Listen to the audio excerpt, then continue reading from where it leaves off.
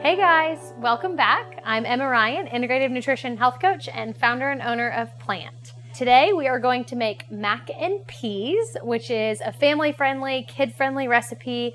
So those of you who have dairy intolerances or gluten intolerances, anything like that, this is going to be a recipe for you. It's very easy, as you're going to see. So the first thing we're going to do is we're going to boil our water so that we can cook our elbow noodles, which today we're going to use this brand. It's the Jovial brand, and it's a cassava flour. So they are grain-free, gluten-free, dairy-free, all of the good things. So I actually already have my water boiling. I cheated and started without you. So I am going to go ahead and dump this in. And then while our noodles cook, we're able to make our sauce so that we can add that in, and then we'll add in the peas at the very end. But this is, if you have the ingredients on hand, this is a super easy meal to make when you get home from a busy day at work and you just don't have the time to cook. So, like I said, 1 box of Jovial gluten-free elbows. Just gonna dump those in there. Let those come to a boil. And then, like I said, as these cook, we're gonna go ahead and make our sauce. So for our sauce, we need 2 cups of cashews, and these are going to be raw, no salt, no nothing, just plain raw cashews. Depending on what kind of blender you have, you may want to soak these in water overnight to help soften them before you blend them. If you have a Vitamix, it's going to be okay if you don't have time to soak them. I did not soak mine. But if you do have a Ninja or anything like that, that's not quite as powerful, go ahead and soak them just to be safe. It'll just make for a creamier sauce, which we love. So 2 cups of cashews in the blender. And then I'm going to add 1.5 cups of plain water. And then I'm going to add, let's see here, I have 1/2 cup of nutritional yeast. I don't know if you guys have used nutritional yeast or not, but it does help make a natural cheesy flavor, especially for those of us who don't do real cheese or cow's cheese. So this is a great option. It also has all of your B vitamins in it, so it can also help support those of you that aren't eating meat by natural B vitamins. And then I'm going to do 1/2 teaspoon of black pepper. Let's see, 1/2 teaspoon of Himalayan salt, 1 garlic clove, 3 tablespoons of freshly squeezed lemon juice. That'll help give it some acidity, which we need. I'm putting 2 teaspoons of turmeric powder in this one. You don't have to do this. It's not for flavor. It's truly just for color. So for those of you who do have kids who are dairy-free, who used to eat the real stuff and now they're going dairy-free, it'll help make it look the same. So it does add a nice color to the sauce, which we like. And then I'm going to add 1 tablespoon of chickpea miso. So miso is typically a soy-based product. I'll show you the label here. This is the brand I've used. It's called Miso Master Organic. And this is just a really common brand. You can find it at a lot of natural grocery stores. But this is chickpea miso. So instead of a soy product, instead of soy-based miso, it's made from chickpeas. So for those of you who are soy-free, you won't have to worry about it. Okay, dump that in there, and that's all. I'm going to turn my noodles down a little bit. They're really boiling. And then I'm going to blend my sauce.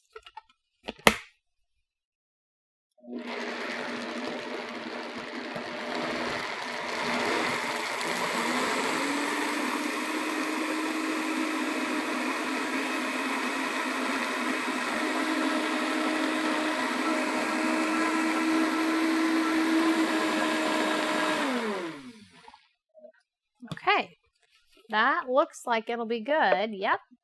I don't know if you guys can see this from here, but this is really, really smooth and creamy. So if it takes longer than that, that's okay. Just keep blending or stir it up and then blend again. But you want this to be really, really smooth. Now I'm going to check on my noodles, kind of see how we're doing. We're almost there. So once these are done boiling, I'm just going to strain the water out of them, and then I'll dump in my sauce and I'll add in my peas. And this was a bag of one bag of frozen peas, 16 ounces. But I went ahead and defrosted them and I have them in a bowl here. So if they are still frozen, that's okay. It'll just add a little bit more water content to your macaroni. So while we wait for our noodles to boil, like I said, they're almost done. I will take a little bit of time to explain why I chose this brand.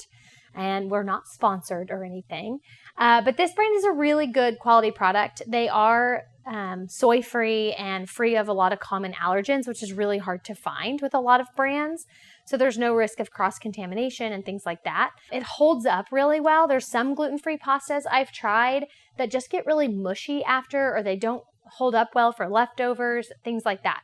So that is why I've selected this brand for today. However, any brand of a gluten-free noodle or a regular noodle, if you're not needing to be gluten-free, would work for your home use. Okay, so now that our noodles are done and we've strained our water, we can go ahead and add our cheese sauce to the pot. So I'm going to pour this in here. This looks delicious. And I'm going to go ahead and stir this up first. Mix it in really well.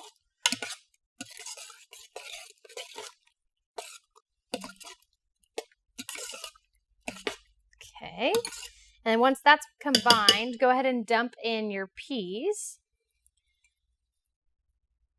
And like I said, go ahead, if you can defrost your peas before you put them in there, that's better.